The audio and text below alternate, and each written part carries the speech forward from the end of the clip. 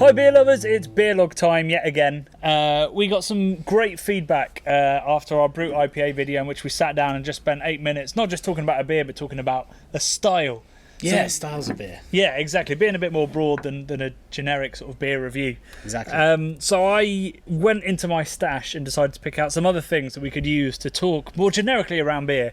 And I found what is probably one of the prides of my stash of 100 or so bottles, which is this completely unmarked beer. Oof, if anybody came in to steal from my cellar, they'd probably look over this one. It's like the goblet in yeah, exactly. Holy Grail. Yes, Lost Ark. Yeah. No, what am I talking about? Yeah, Lost Ark was the other film. The other one, not that one. As always, The we are Indiana terrible Jones at cultural film. references. So we thought we'd just have a talk around lambic, which is what this particular beer is. So this I picked up on Tour de Gueuse 2017, which I also did a video, and you can see that at the end of this video. And this was from Hanssens. Yes, not the pop band. No, I wish. Although they have a beer called Hop. Oh, I know, on, we need to meet pretty them. good. Yeah. So I picked this at Hanssens the Lambic Blendery. Legendary blendery. Yeah, exactly. They're one of the oldest ones, but I mean their history reads a bit like a soap opera. It's well worth going on to lambic.info, which is a great resource, and reading. Oh yes. What the hell happened? Lambic.info. Wow, a nerd calling me out. So their history is long-winded, but basically it's now run by two people. It's not even their main job. They have other jobs. They just blend in their part-time. You know, I blend in my spare time as well. I feel like you blend in most of the time anyway. I'm constantly blending internally. You're a blender.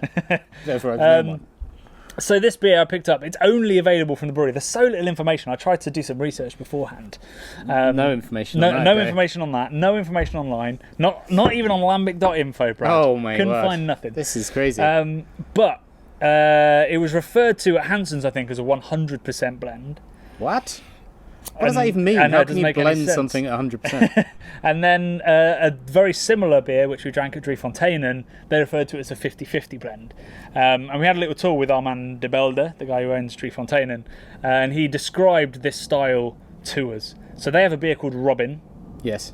Which is 50% Creek, 50% Young Lambic, all aged in a virgin charred oak barrel. It actually sounds like biodynamic wine, like it has to be brewed at a certain time of year under the full moon with the sheep's blood. And you've got to bury some sort of vessel from an animal. Yeah. Some blood. In an amphora and whatever stuff. No, none of that. It's none of that. So virgin oak barrel charred, 1-year-old Lambic. Awesome. Half cherries, half Lambic. Wow. That's the idea behind it. And when I drank it at Driefonteinen, I absolutely loved it. It was like a cold Rioja. And then we had the Hanssens one, it was even better. And Driefonteinen don't bottle it, they just serve it out of the cask. So this has got way more cherry in it than you would normally have. So most you'd go for about, it varies, I think around about 20%. Right. So like 50 is insane. So it's more than double the amount of cherry. So let's give it a go. Because, I mean, this is one of my beer experiences of ever. I'm quite amazed that you're cracking this today. Well, I was thinking I was saving it for a special occasion, but as I do with beer, you can never find that special occasion. And also, because it's heavily fruited, it's not going to improve. No. We're going to lose that heavy fruitiness. And it is probably one of the last days of summer today. Exactly. So we're going out with a bang. But this won't go with a bang because it'll be fun. No, with a whimper. It'll just be more of a plep. Oh, quite a satisfying noise, that. So it's completely flat. I mean, it pours like wine. Look at it. It is thick, isn't it? Now, Hanssens, their beers are known for having loads and loads of acetobacter, loads and loads of lactic. Like, they're big, funky, very highly acidic beers. Yeah. Even within the world of Lambic. So these guys are the extremes. Yeah. And we're, like, when we cracked that and started pouring you've got a leap of it. Fruity terrorists of the the sour beer world. Of the EU.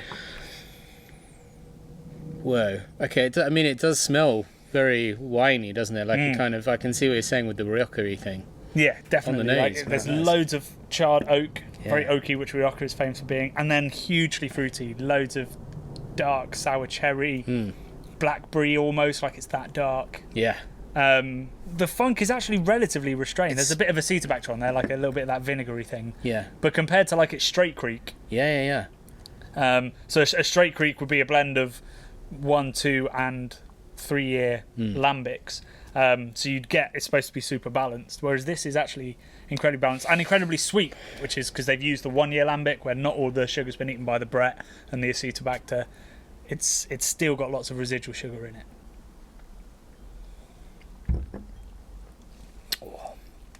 Oh, Hand me some cheddar. oh my god, that is cheddar indeed. Some cave cheddar. Wow, it kind of reminds me a bit of a mulled wine or something in a way. In that that would be amazing in winter to drink that. Oh, wouldn't it? Shame we cracked it in summer. But it's also amazing in the summer though. I mean, cold like this, I think in Spain they drink chilled rioja, don't they? In the summer, it's got the body of a wine. It's thick and it's probably got legs. So smooth, isn't it? Yeah, it's definitely got legs. Wow. So I presume this is probably not that alcoholic, but it feels like I'm getting it here. I think that's probably the lactic, the acid. Acetobacter. It's so fruity that you kind of almost wouldn't think it was beer. Yeah. It tastes totally different to lambics in general. I don't know if that's just me forgetting what they taste like, or no, it's definitely like an extra step experience. away. Like a lot of the Hanssens beers are flat, but none of them are this fruity. Yeah. But I think this could be an amazing gateway for wine drinkers into beer, you know? Absolutely. And the whole kind of lambic thing. And like I always say, beer's got so much diversity in it. If you gave this to somebody and said this is beer, they'd be like, what? What the hell? Well, they wouldn't believe you. I don't think they believe you. But they should. Well, it's the original beer. Lambic is the original beer. And this is kind of a logical conclusion of it if you're adding fruit. If you go to that nth level. Yeah. Wish I bought 2 bottles. That's super. I should do a shout out to Beer Farts, who's an Instagrammer who had to lend me the cash because I'd blown all my money on other lambics at the other breweries, and then went like, oh god, I should have saved it for that. You're like crackheads sort of buying each other's fixes. Yeah, exactly. You should have seen me. I mean, I was shaking, but that was the hangover. So guys, watch the video on Tour de Guers. It's a really good video, and it's just the most amazing beer festival where you drive, or hopefully somebody drives you around all the lambic breweries, which are all open for the weekend. And make sure you go to Driefontein and to Hanssens, because they're amazing experiences in themselves. For very different reasons. Driefontein is now like a Willy Wonka of lambic, and Hanssens is still like a rustic farm. But you can drink these beers, I think possibly only that weekend, or maybe only at the brewery. So they're ultra rare. Probably should have traded that for a bunch of haze. Dude, we wouldn't have had this special. Thank you so much for sharing this moment with me. Always. It's beautiful. Always, man. What's beer if you're not sharing it with people? Eh? Beer is love. Love and lambic. Love and lambic.